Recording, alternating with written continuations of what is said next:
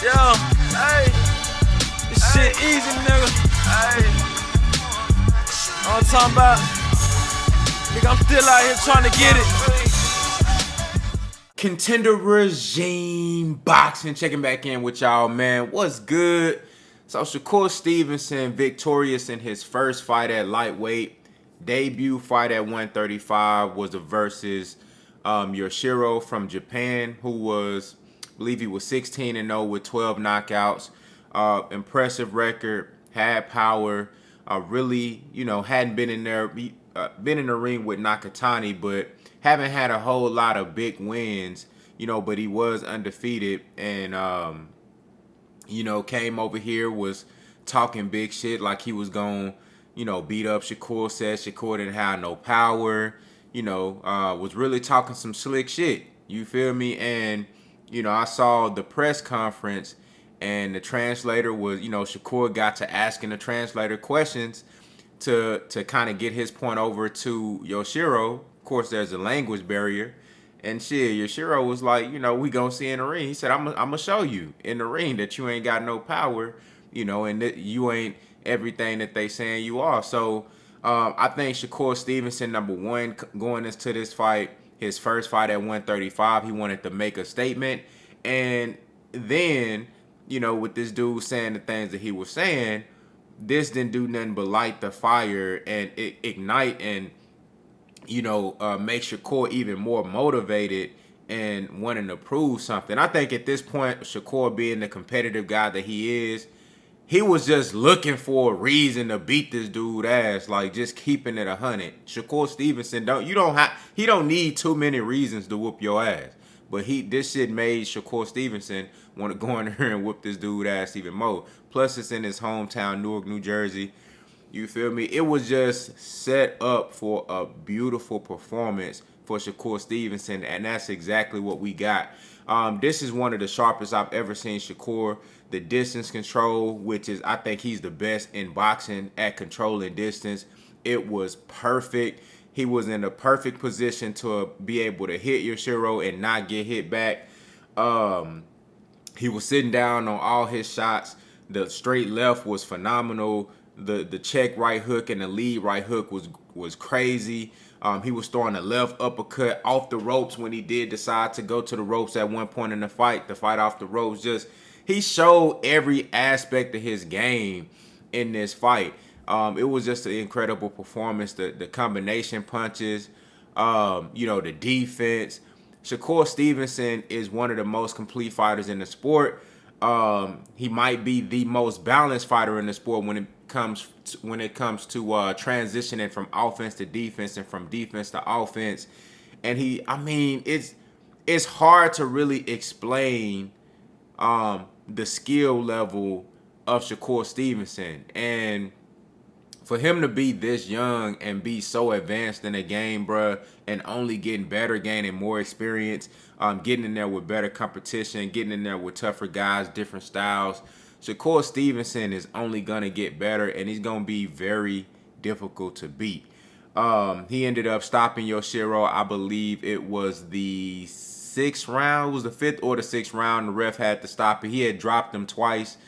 And at that point, the ref jumped in after SHAKUR hit him with a mean-ass 1 to 3 punch combination.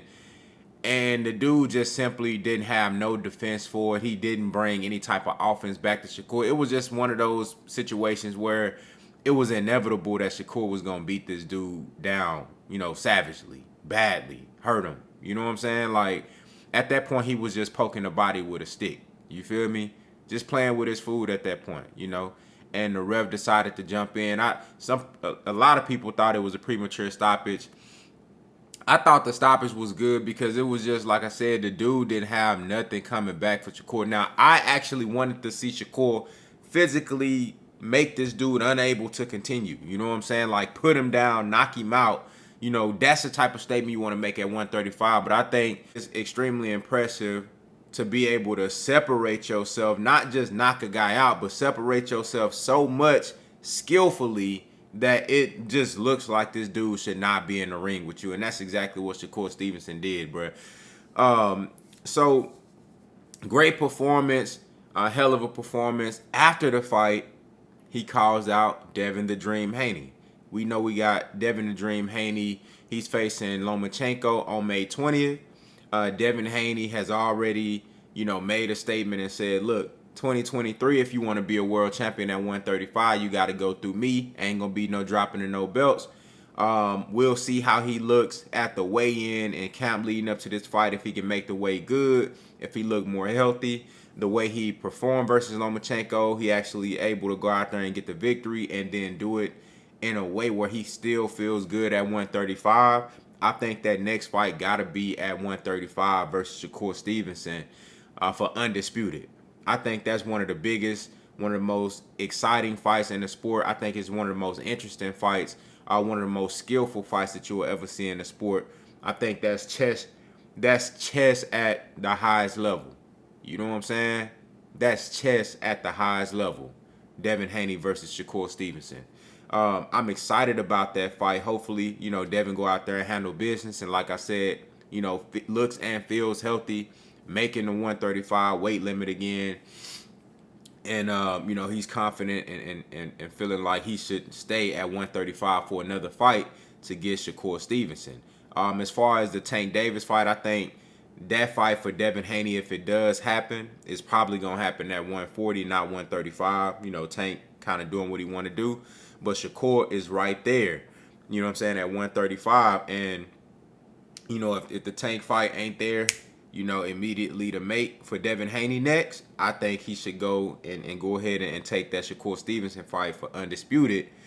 And that will be one hell of a fight. I really like that matchup for both guys. I think Shakur Stevenson is the best fighter when it comes to controlling distance, even fighting guys with longer reach, which is going to be a big challenge for Devin Haney to be able to establish his distance and box in the middle of the ring, jab, get his counters off. Shakur Stevenson is an elite counter puncher.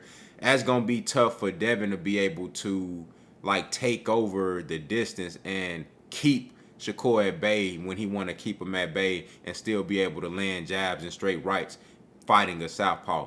The thing that I think Devin Haney can do versus Shakur and make Shakur show something that we haven't really seen is make Shakur fight coming forward and cut the ring off. Shakur never really had to fight nobody with foot movement and foot speed like Devin Haney. He never really had to fight nobody that was fighting off the back foot with a long jab that can counter and, can throw combinations too. He never really been in a ring with nobody like that on a pro level. So I think it's going to be interesting to see if Devin Haney can get on his bicycle and move and box and make Shakur Stevenson have to find a moving target. Can Shakur walk him down, cut the ring off, and have to fight being the aggressor?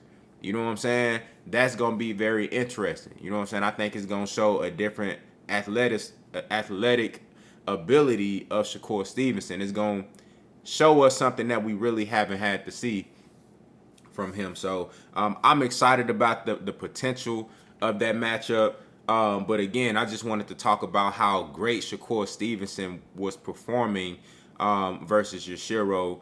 And I really want to see that fight. I want to see Shakur versus any of the top guys. Tank Davis, 140 when he go to 140, it's a lot of smoke. Frank Martin. You dig what I'm saying? We're going to talk about Frank Martin and Keyshawn Davis as well. So stay tuned for that. Y'all let me know what y'all think down in the comments. How did y'all view the Shakur Stevenson and Yoshiro fight? What did you think about that performance? Did he impress? Was he everything that you thought he was going to be? And what you looking for next from Shakur Stevenson at 135? Y'all let me know what y'all think down in the comments, man. Contender regime boxing. I'll holler at y'all boys, man.